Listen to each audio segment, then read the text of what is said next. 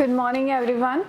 Today we will start next chapter, which is cell cycle and cell division.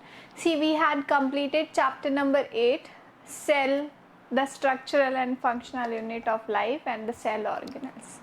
इसके बाद chapter 9 आता है, it is a biomolecule, so it get reduced in our revised syllabus.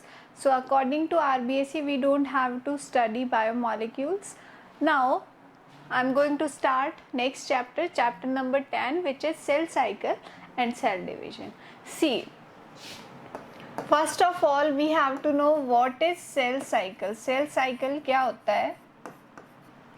So पूरी cell की जो life cycle है उसको हम सेल साइकिल के फॉर्म में रिप्रेजेंट करते हैं.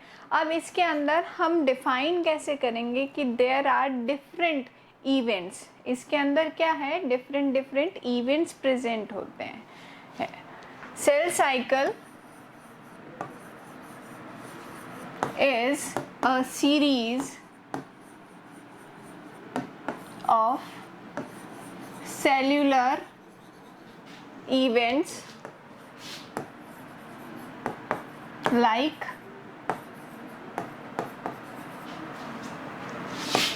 growth,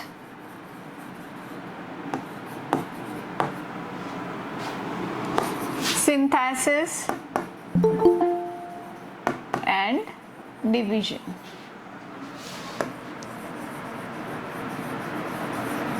Growth, synthesis and division. ये क्या है? एक सीरीज है. Who is Manish? क्या है ये? डिडेल. कौन है बेटा? युवराज. ओके, तो ये सेल डिवीजन है. It is a cell division. ठीक है, एक सीरीज हो गई इवेंट्स की, सेल साइकिल के इवेंट्स की, जिसके अंदर इवेंट्स कौन कौन से हैं? ग्रोथ है, सिंथेसिस है एंड सेल डिवीजन है. इसे हम सेल साइकिल बोलेंगे. ठीक है, अब सेल साइकिल है कैसा कि कुछ एग्जाम्पल्स आपको ध्यान रखने हैं. ह्यूमन सेल साइकिल जो होता है वो होता है 24 आवर्स का. ठीक है, और ईस्ट के अंदर देखोगे आप तो होता है 90 मिनट्स का. ई कोलाई के अंदर देखोगे तो इट इज अ 20 मिनट्स. मतलब एक सेल जो है नई बनी है, वो बड़ी हुई, ग्रोथ की, सिंथेसिस किया और वो फिर डिवाइड हो गई. ये कंप्लीट एक सेल साइकिल, एक सेल डिवीजन का कंप्लीट प्रोसेस है. तो वो ये कुछ 3 एग्जाम्पल्स आपके टिप्स पे होने चाहिए. ह्यूमन का, ई कोलाई का, ईस्ट का. ह्यूमन का कितना है? 24 आवर्स. ईस्ट का कितना होता है? 90 मिनट्स. और ई कोलाई का कितना होता है? 20 मिनट्स. ईस्ट क्या होता है? क्या होता है yeast? Simplest fungi. It is known as simplest fungi. Now cell cycle है क्या, हम इसको किस तरीके से बनाएंगे? तो आप देखिए, सेल साइकिल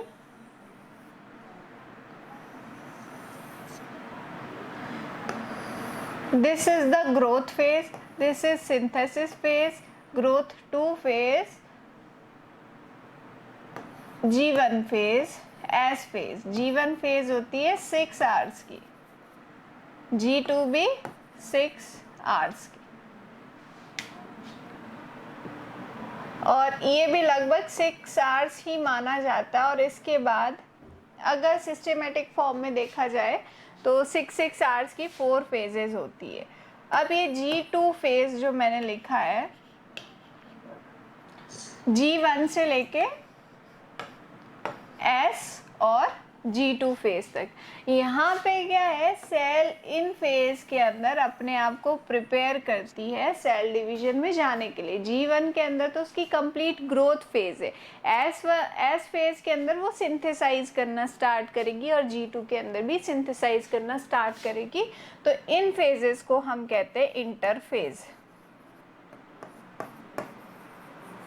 जिसके अंदर सेल अपने आप को प्रिपेयर करती. इसके बाद यहाँ से लेके यहाँ तक ये जो फेज होती है माइटोटिक फेज या सेल डिवीजन फेज के नाम से जानी जाती है.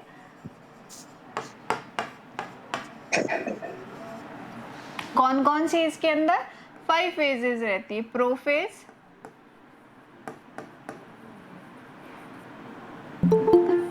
मेटाफेज, एनाफेज,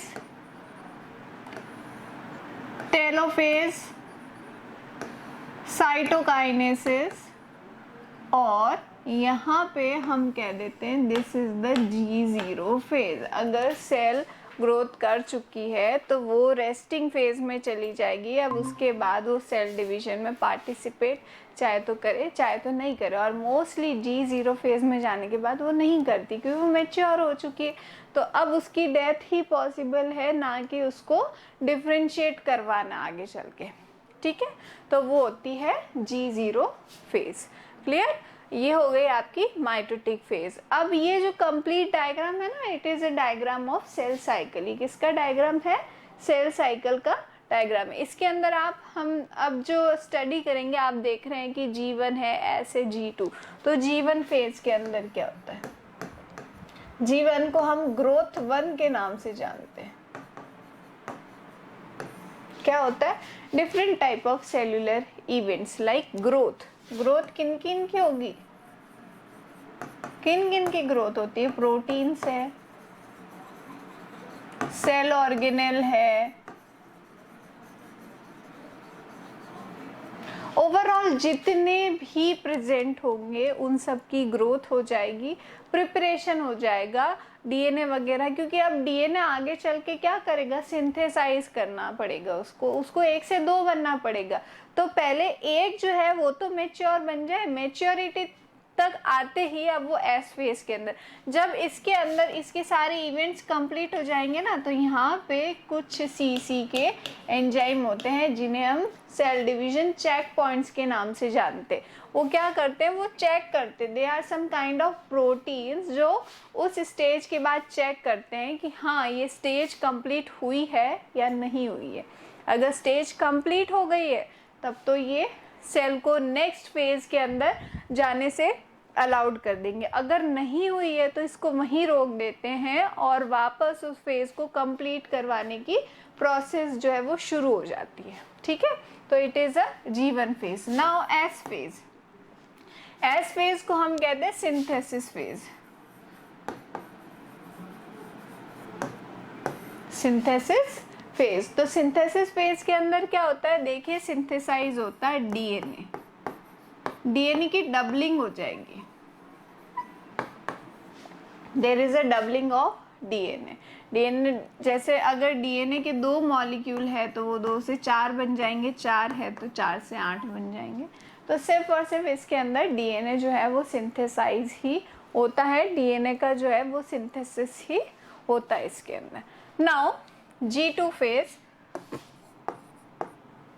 ग्रोथ 2, जिसके अंदर अब डिसअपीयरेंस जो है वो स्टार्ट हो जाता है क्योंकि सब कुछ प्रिपेयर तो हो चुका है।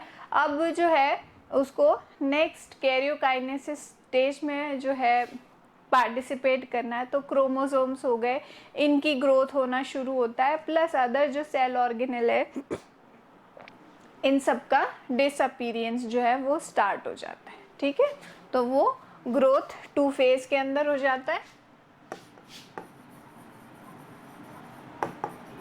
देन एम फेज, जो माइटोटिक फेज है, इसे हम एम फेज के नाम से भी जानते हैं। और इस एम फेज के अंदर क्या होता है?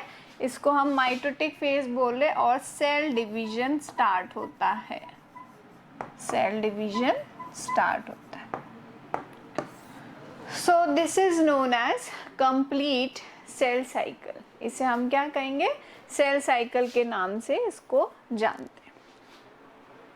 सो is it clear till cell cycle? Cell cycle तक समझ में आ गया आपको? अब देखिए नेक्स्ट इवेंट देखते हैं हम। पर्टिकुलर अगर मैं सेल साइकिल को फ्लो चार्ट से डिफाइन करूं तो इसके अंदर कौन कौन सी 2 फेजेस प्रेजेंट है? कौन सी? इंटरफेज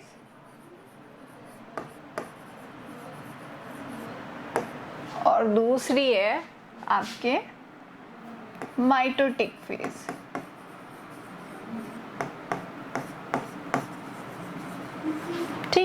इंटरफेस के अंदर कितनी स्टेजेस है? G1, S and G2, G1, S and G2। Mitotic phase के अंदर कौन कौन सी है? देखो, माइटोटिक को हम दो फेजेस में पहले डिफाइन करते हैं। फर्स्ट है कैरियोकाइनेसिस, कैरियोकाइनेसिस। दूसरा है साइटोकाइनेसिस, कैरियोकाइनेसिस एंड साइटोकाइनेसिस। तो देखिए, कैरियो का मतलब क्या होता है? न्यूक्लियस। तो न्यूक्लियस के अंदर डिवीजन, साइटो का अंदर सेल के अंदर या साइटोप्लाज्म के अंदर डिवीजन। ये दो स्टेजेस इसके अंदर आएगी। कैरियोकाइनेसिस के अंदर होती है, पहली होती है प्रोफेज। क्यों इसका नाम प्रोफेज रखा गया है? क्योंकि ये सबसे पहली स्टार्ट इनिशियल फेज है, इसलिए प्रोफेज। दूसरी फेज आती है मेटाफेज, ये मिड वाली फेज है। तीसरी फेज है एनाफेज, ये पोल्स के अंदर, इसके अंदर कुछ होता है सेपरेशन। और टेलोफेज, जिसके अंदर एंड, टेलो का मतलब होता है एंड, तो एंड में होने वाली फेज टेलोफेज। देन साइटोकाइनेसिस आ जाता है। इनके बाद क्या आता है? साइटोकाइनेसिस। तो साइटोकाइनेसिस डिफरेंट हमें पढ़ना है। पहला तो प्लांट के अंदर अलग टाइप का होता है, दूसरा एनिमल के अंदर अलग टाइप का होता है। ठीक है, ये डिफरेंट टाइप के साइटोकाइनेसिस है। सो इज इट क्लियर? यहाँ तक क्लियर है आप लोगों का? Yes, ma'am. ठीक है, ये है आपका सेल साइकिल। अब हम बात करते हैं सेल डिवीजन की।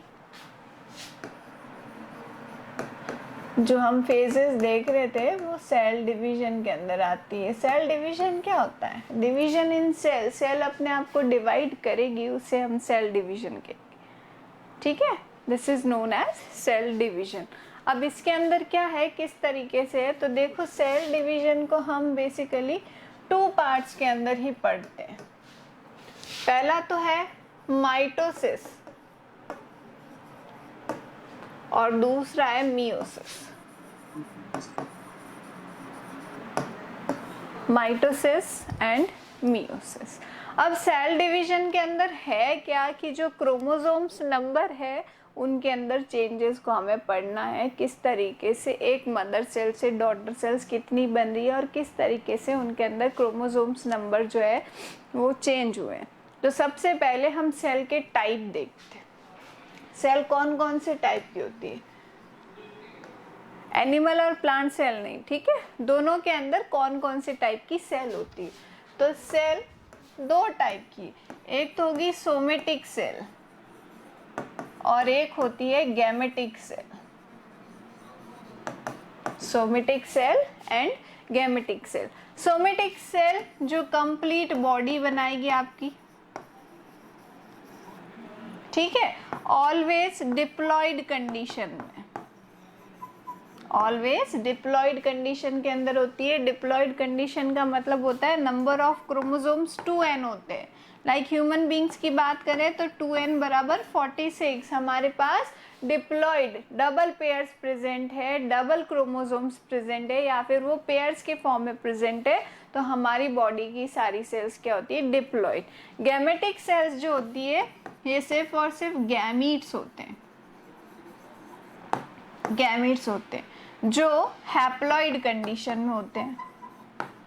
जो कहाँ होते हैं? हैप्लॉइड कंडीशन के अंदर प्रेजेंट होते हैं, हैप्लॉइड कंडीशन में प्रेजेंट होते हैं। और हैप्लॉइड का मतलब क्या होता है? n बराबर जितने भी नंबर ऑफ क्रोमोसोम है अपॉन 2। तो अगर मेरे पास 46 है, 46/2 मतलब टोटल 23 नंबर वाले जो क्रोमोसोम्स होंगे वो हैप्लॉइड सेल्स को रिप्रेजेंट करेंगे। ठीक है, जिन सेल्स के अंदर 23 नंबर ऑफ क्रोमोसोम्स होंगे वो हैप्लॉइड सेल्स होती है। तो ये दो टाइप की सेल है। अब माइटोसिस जो होगा वो किसके अंदर होता है? सोमेटिक सेल के अंदर। ठीक है, ये क्या करता है? सिर्फ ग्रोथ और डेवलपमेंट करता है। Growth and development. क्या होता है इसके अंदर? नंबर ऑफ सेल्स इंक्रीज होती है।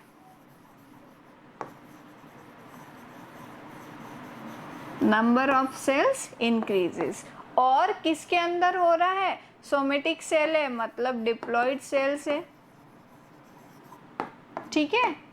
और इसका रिजल्ट होता है 1 मदर से 2 डॉटर सेल्स बनती है। एक मदर सेल से 2 डॉटर सेल्स बनेंगी। एक मदर सेल से 2 डॉटर सेल्स बन जाएंगे। Is it clear? Mitosis, Yes, ma'am. ठीक है। अब आपको सोमेटिक और गैमेटिक सेल का जो है वो पता चल गया है, माइटोसिस भी समझ में आ गया। एक पहला जो डिवीजन है माइटोसिस। दूसरी मैं बात करती हूँ मियोसिस की। तो मियोसिस हमेशा गैमीट या गैमेटोजेनेसिस के टाइम होता है।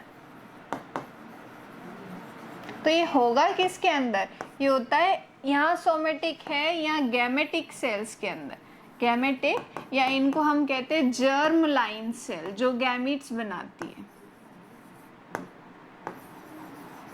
इनका रिजल्ट गैमीट्स होता है, गैमीट के अंदर नहीं होता है। ये जब गैमीट फॉर्म करने वाली सेल्स के अंदर होता है। नंबर ऑफ क्रोमोसोम्स हाफ हो जाते हैं, मतलब हैप्लॉइड कंडीशन आ जाती है। और ये ग्रोथ एंड डेवलपमेंट में पार्टिसिपेट नहीं करता, ये रिप्रोडक्शन में पार्टिसिपेट करता है, ठीक है। सिर्फ और सिर्फ रिप्रोडक्शन के अंदर पार्टिसिपेट करेगा, ठीक है। ये है मियोसिस और एक है माइटोसिस। क्लियर?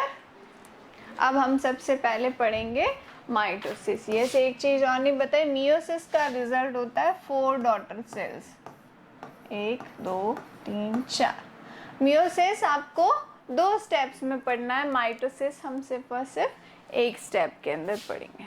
तो स्टार्ट करते हैं माइटोसिस।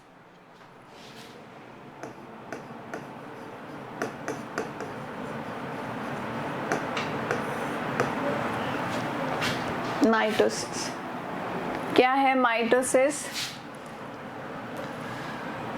देखो, अब इसको हम 2 स्टेजेस में पढ़ेंगे। पहली कैरियोकाइनेसिस की 4 स्टेप्स पढ़ेंगे, स्टेजेस उनकी, फेजेस उनकी, और फिर हम साइटोकाइनेसिस देखेंगे। तो माइटोसिस में सबसे पहले हम स्टार्ट करते हैं प्रोफेज।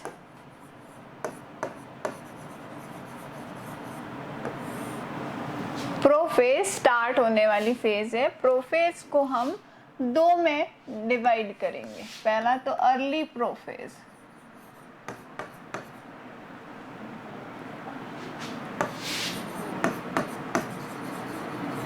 अब अर्ली प्रोफेज के अंदर क्या है, जैसे ये सेल है और ये इसका न्यूक्लियस है। तो न्यूक्लियस के अंदर क्रोमोसोम्स इन थ्रेड के फॉर्म में प्रेजेंट होते हैं और वो कन्वर्ट किसके अंदर हो जाते हैं? क्रोमोसोम्स वाले स्ट्रक्चर के अंदर। तो अर्ली प्रोफेज के अंदर क्या है?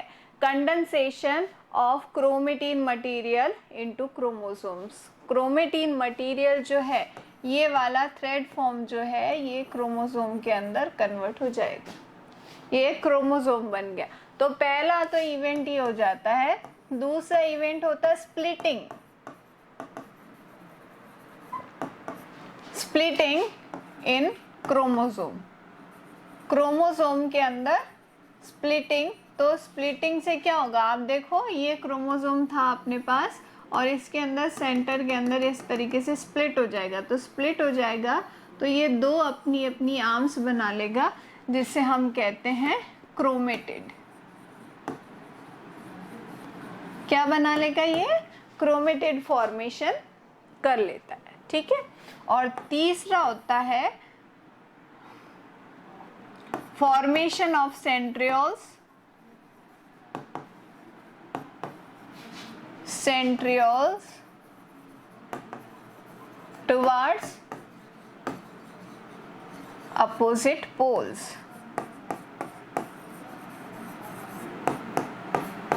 वो अपोजिट पोल्स की तरफ चली जाएंगी। ये जो सेंट्रियोल्स है ये यहाँ पे आ जाए, ठीक है। दूसरा होता है लेट प्रोफेज।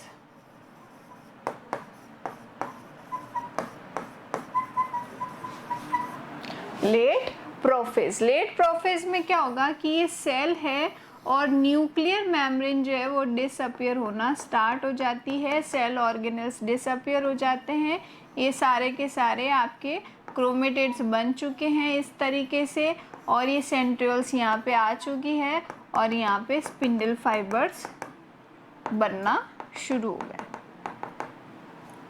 ठीक है, ये स्पिंडल फाइबर्स बन गए। तो ये सारे इवेंट्स किसके अंदर आएंगे? लेट प्रोफेज के अंदर। तो प्रोफेज क्या है? कुल मिला के आपको अगर इसकी समरी देखी जाए तो क्रोमोसोम्स जो है वो नजर आने लग जाएंगे, appearance of chromosome, splitting of chromosome, disappearance of cell organelle and disappearance of nuclear, starting of disappearance of nuclear membrane, और centriole goes towards the opposite pole and start formation of astral rays और central rays। बस ये prophase है। Clear? अब prophase के बाद दूसरी stage आती है मेटाफेज।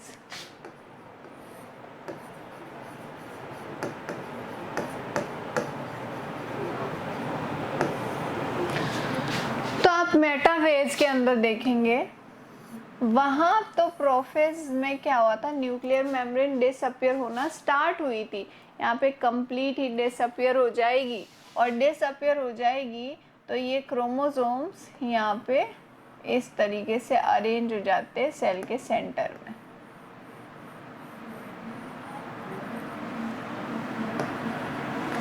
ठीक है, arrangement of chromosome in the centre of cell, और सेंटर ऑफ सेल के अंदर ऐसा अज्यूम किया जाता है कि यहाँ पे एक इक्वेटोरियल प्लेट या फिर मेटाफेजिक प्लेट बनती है, जिसके ऊपर जाके ये इस तरीके से हॉरिजॉन्टली अरेंज हो जाते। अब इनकी जो स्पिंडल रेज है वो इनके काइनेटोकोर से आके अटैच हो जाती है इस तरीके से। ठीक है, और लेट मेटाफेज तक आप देखोगे कि ये सेपरेट होना भी स्टार्ट हो जाएंगे। ये मेटाफेजिक प्लेट या इक्वेटोरियल प्लेट है। अब यहाँ से आपको क्रोमोसोम्स इस तरीके से सेपरेटेड स्टेज के अंदर नजर आने लग जाएंगे।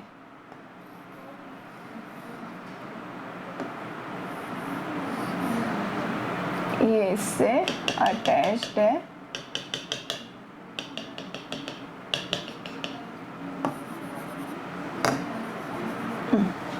ये देखो सेपरेट होना स्टार्ट हो जाएंगे। और इसी स्टेज के अंदर मैंने आपको जब क्रोमोसोम्स की शेप बताई थी तो वो आप शेप स्टडी कर सकते हो मेटाफेज में एज वेल एज एनाफेज में, तो खैर चले ही जाएंगे वो। तो मेटाफेज और एनाफेज इनिशियल में हम इन क्रोमोसोम्स की शेप की स्टडी कर सकते हैं। तो यहाँ आपको नज़र आ रहा है, देखो क्या नज़र आ रहा है आपको? वी शेप नज़र आ रहा है, एल शेप नज़र आ रहा है, ये वी शेप बनाया मैंने, ये एल शेप बनाया, ये एल शेप बनाया, आई शेप, ये शेप, ये सारे के सारे इसके अंदर आपको नज़र आएंगे। ठीक है, ये है मेटाफेज। इवेंट्स क्या है? Arrangement of chromosomes, arrangement of chromosomes on equatorial plate और मेटाफेजिक प्लेट। दूसरा, attachment of spindle raise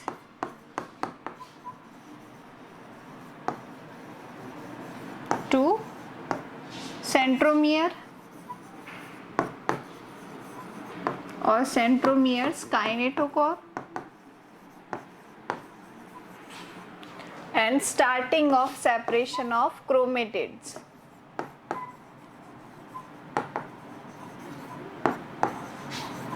Separation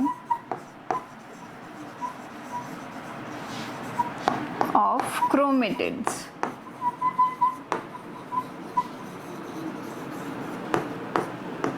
ठीक है, ये मेटाफेज के सारे सेल्यूलर इवेंट्स हैं।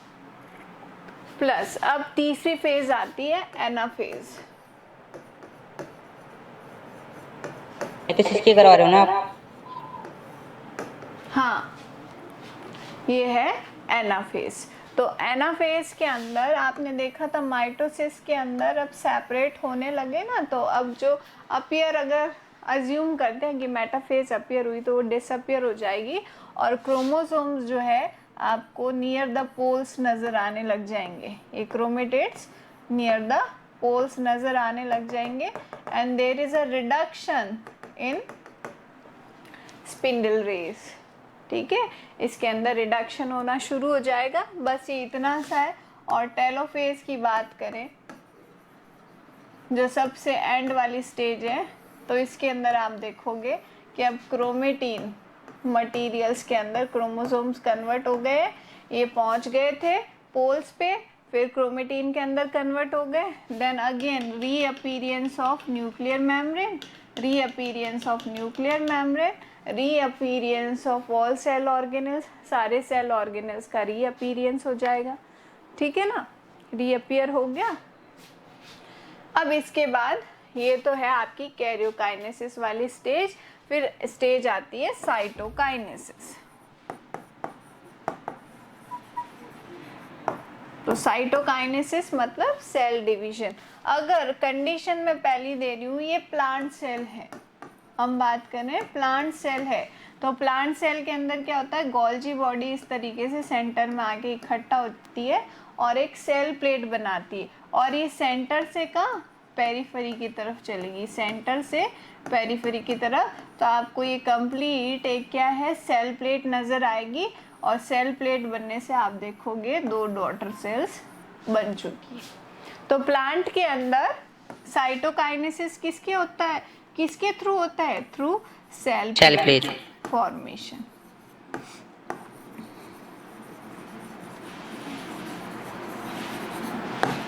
Through cell plate formation.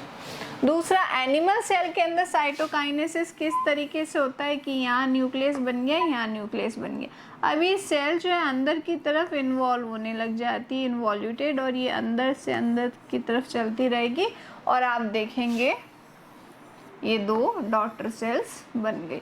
तो एनिमल सेल के अंदर जो साइटोकाइनेसिस होता है वो होता है थ्रू सेल फरो फॉर्मेशन। ठीक है, इसमें सेंटर से पेरिफेरी रीजन की तरफ बढ़ते, इसमें पेरिफेरी रीजन से सेंटर की तरफ बढ़ते। तो ये डिफरेंस है एनिमल सेल और प्लांट सेल के अंदर साइटोकाइनेसिस का, और आपका ये माइटोसिस कंप्लीट है। अब किसी को कुछ प्रॉब्लम है, कुछ पूछना है, नहीं समझ में आया तो पूछ लो। Yes ma'am. हाँ जी, पूछो। मैम जो एस फेज के दौरान जो सेंट्रियोल्स डिवाइड होते हैं, ये सेंट्रोसोम्स डिवाइड होते हैं, 2 डुप्लीकेट होते हैं। कौन सी फेज के दौरान?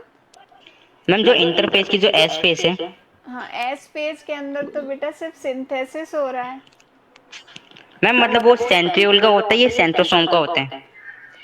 सिंथेसिस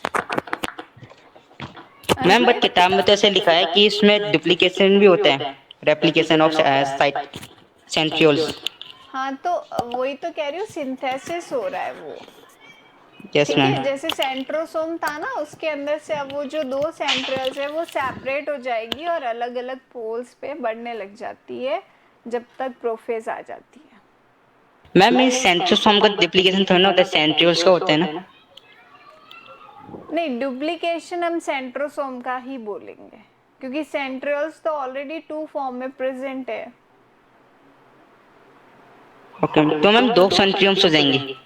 वो सेंट्रोसोम। लैंग्वेज ऐसे ही लिखी जाती है कि सेंट्रोसोम एक ही रहता है, डुप्लीकेशन इसलिए लिखी जाती है क्योंकि उसके अंदर जो 2 है वो सेपरेट होके अलग अलग जगह चली जाएगी। ऐसे ओवरऑल स्ट्रक्चर देखे तो एक ही सेंट्रोसोम होता है।